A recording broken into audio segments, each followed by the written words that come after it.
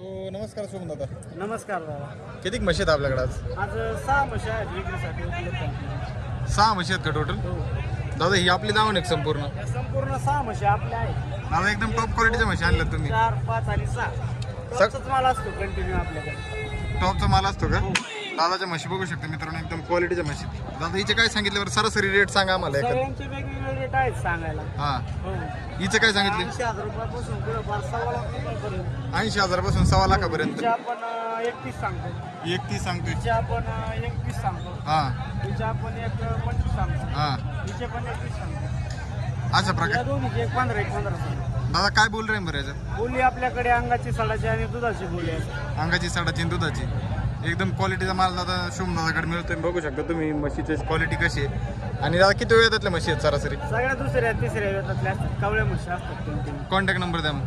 माझा नंबर 78 23 800.